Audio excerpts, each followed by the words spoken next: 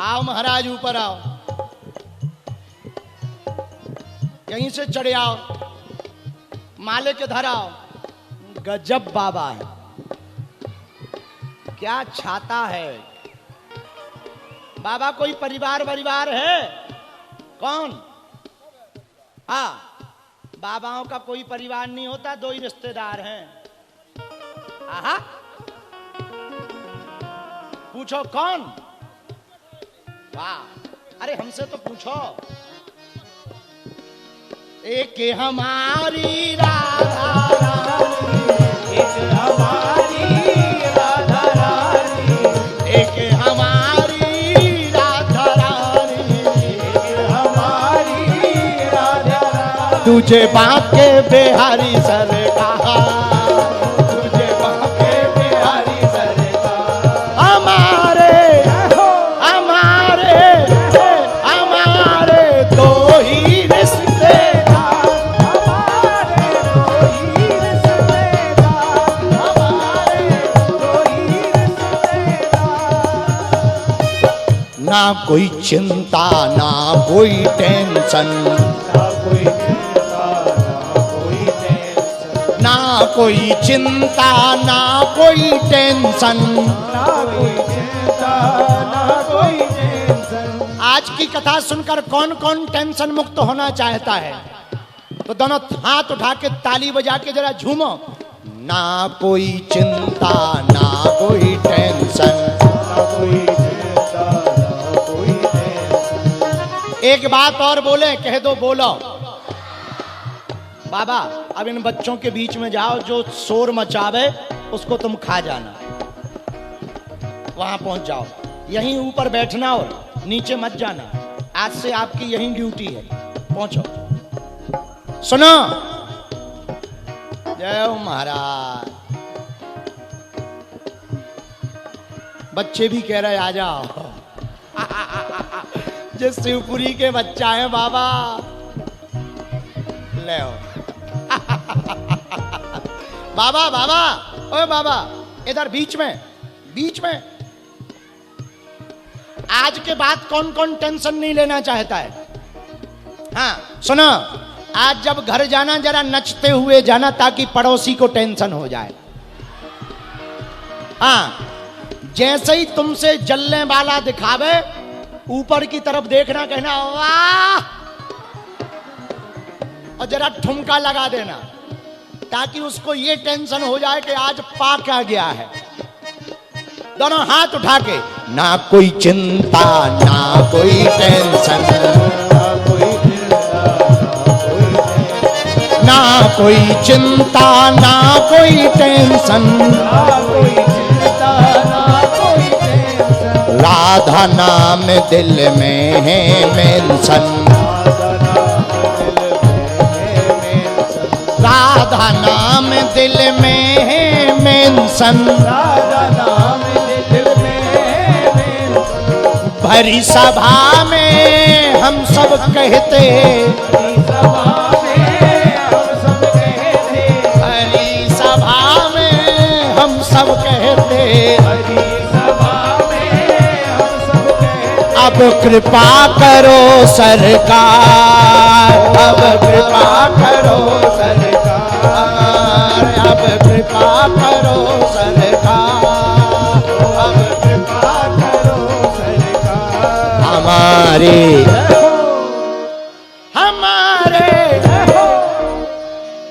हमारे दो ही रिश्तेदार, हमारे दो ही रिश्तेदार, हमारे दो ही रिश्तेदार, हमारे दो ही रिश्तेदार। एक हमारी राधा रानी, एक हमारी, दूजे बांके बिहारी सरकार, दूजे हमारे। जरा तुम गाओ, हमारे दो ही, हमारे। बच्चों ज्यादा मत कूंजना, नहीं तो नीचे ही पहुंच जाओगे। मंच तो पूछा ही जाएगा नीचे। हमारे अरे जरा बाहर वाले बोलो कितने रिश्तेदार हैं, जरा जोर से बोलो। हमारे दो ही रिश्तेदार, हमारे दो ही रिश्तेदार, हमारे दो ही रिश्तेदार, हमारे दो ही रिश्तेदार, हमारे दो ही रिश्तेदार, हमारे दो ही रिश्तेदार। बैठ जाओ, बरसाने मारी की, ऊंची अटारी वारी की, बागेश्वर धाम की, सन्यासी बाबा की, एक हमारी राधा रानी, एक हमारी राधा रानी, दूजे बांके बिहारी सरकार, दूजे बांके बिहारी सरकार हमारे। अरे जरा जोर से तो गा लो। हमारे हमारे। कल तक की चर्चा में वनम वृंदावनम नाम पसव्यम नवकाननम, गोपे गोपी गवाम सेव्यम, पुण्याद्रतृणवीरुधम। कल ठाकुर जी ने माखन चोरी की लीला की।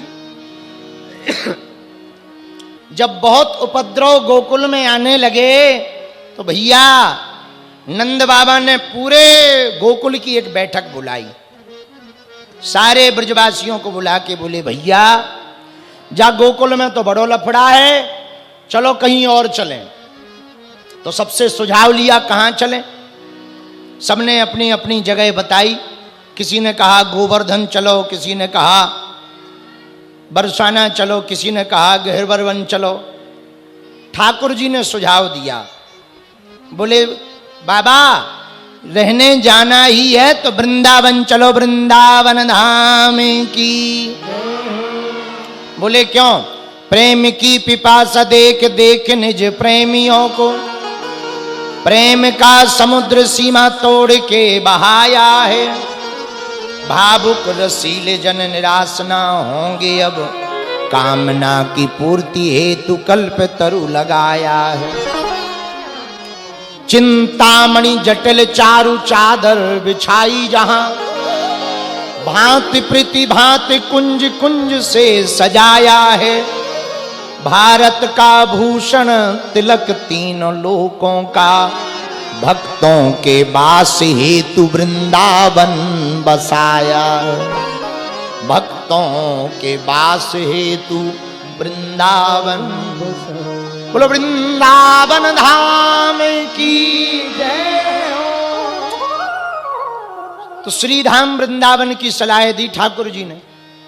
नंद बाबा आदि सब मान गए और गाड़ियों में पूरा अपना सामान भर के वृंदावन आ गए। अब वृंदावन क्यों आए? बोले वृंदावनम गोवर्धनम यमुना पुलना नीचा। बोले सुनो, वृंदावन में एक तो गोवर्धन जी है, नजदीक है, यमुना जी भी नजदीक है। और बोले वृंदावन भक्तों के वास की जगह है। एक संत बहुत अच्छी बात कहते थे, वो कहते थे सुनो भैया, वृंदावन वह वन है जहां ज्यादा वृंदा नाम भक्त समूहा नाम वनम इति वृंदावनम। जहां भक्तों का समूह है, वृंद के पौधों की तरह झुंड के झुंड में रहते हो, उसी धाम का नाम है वृंदावन। और वृंदावन है भगवान का घर। क्या है भगवान का? बोलो बोलो, घर। और भगवान वृंदावन छोड़कर कहीं नहीं जाते। हाँ, तो कई लोग कहते वाह कथा में तो ठाकुर जी गए हैं, द्वारका में जाकर बसे। बोले भैया जो वासुदेव कृष्ण हैं वो तो द्वारका में रहे, पर जो यशोदानंदन देवकी नंदन है वो वृंदावन में ही रहते। वो वृंदावन छोड़कर कहीं नहीं जाते। वृंदावन के बाहर सीमा के कोई पुकारे भी ओ कन्हैया तो वो नहीं आते। बोले क्यों? बोले जो वृंदावन की सीमा में रहेगा उसी के पास जाते। क्योंकि वासुदेव नंदन तो द्वारका गए, पर नंद नंदन यशोदानंदन वृंदावन छोड़कर कहीं नहीं गए। वृंदावन के धाम को मर्म न जाने कोई, डाल डाल अरु पात पात पर राधे राधे। वहां तो जगह जगह देखो राधे राधे राधे राधे। और वृंदावन में क्या है? बोले ब्रज रज, और रज की बड़ी महिमा। बोले क्या महिमा है? बोले जिस रज के ऊपर ठाकुर जी विचरण किए हैं, घूमे हैं, वो रज का एक कण शरीर पर लग जाए तो शरीर धन्य हो जाता है। और धन्य है वृंदावन जहां गलियों में हमारे गोविंद खेले। धन्य है वृंदावन जहां गैयों के पीछे हमारे ठाकुर जी गए। ऐसे धाम की महिमा जितनी कही जाए उतनी कम है भैया। वृंदावन भगवान का धाम है। पूछो कैसे? पूछो। एक बार भगवान ने प्रयागराज तीर्थ को बुलाया, इधर आओ जी महाराज। बोले सुनो, आज से तुम तीर्थों के राजा हो गए, तुम्हारा नाम प्रयागराज है, आज से तुमको तीर्थराज प्रयाग जाना जाएगा। जो महाराज आज्ञा आपकी। अब तीर्थों का राजा बना दिया तो बोले सुनो, सब तीर्थों की बीच बीच में मीटिंग लिया करो, बुलाया करो, मीटिंग लिया करो, थोड़ा ठीक ठाक व्यवस्था रहे ताकि आने वाले भक्तों को आनंद की प्राप्ति हो गए। बोले जो आज्ञा। तीर्थराज प्रयाग ने निमंत्रण दिया सब तीर्थों को कि हम राजा हैं, सब लोग आओ। सब तो गए पर वृंदावन नहीं गया। अयोध्या जी और वृंदावन नहीं गए। तो तीर्थराज प्रयाग ने भगवान से शिकायत की, भगवान आपने हमको राजा बनाया और राजा की कोई बात ना माने तो ऐसा राजा किस काम का? भगवान बोले किसने उलाहना की? आपकी आज्ञा को उल्लंघन किसने किया? बोले महाराज ना अयोध्या जी आए ना वृंदावन आए, बाकी सब आए। भगवान डांट के बोले सुनो, हमने तुम्हें तीर्थों का राजा बनाया है, अपने गांव का राजा थोड़ी बनाया है, अपने घर का थोड़ी राजा बनाया है, तीर्थों का राजा बनाया है। जितने आए उतने में काम चलाओ, इन दो के चक्कर में मत पड़ो, क्योंकि ये धाम नहीं है, ये हमारे घर हैं। तो भगवान का घर कहां है? बोलो बोलो, जरा जोर से बोलो। बोलो वृंदावन धाम की जय हो। वृंदावन गए हो? कैसा लगता है? हाँ, तो वृंदावन जाने के देखो, तीर्थ में जाने के 3 महत्व हैं। कितने? जोर से बोलो। तीर्थ में कोई भी जाए 3 काम करना चाहिए। पहला काम स्नान, वहां जो भी हो गए, जैसे वृंदावन जाओ तो पहले रज स्नान करो, फिर यमुना स्नान करो। तीर्थ में जाओ तो 3 काम करो। पहला जाकर के स्नान करो, स्नान करने के बाद दूसरा काम बोले दान। स्नान से तन की शुद्धि होती है, दान से धन की शुद्धि होती है। और बोले तीसरा काम क्या? बोले वहां की महिमा सुनो। बोले क्यों? महिमा सुनोगे तो उस स्थान के बारे में जान पाओ।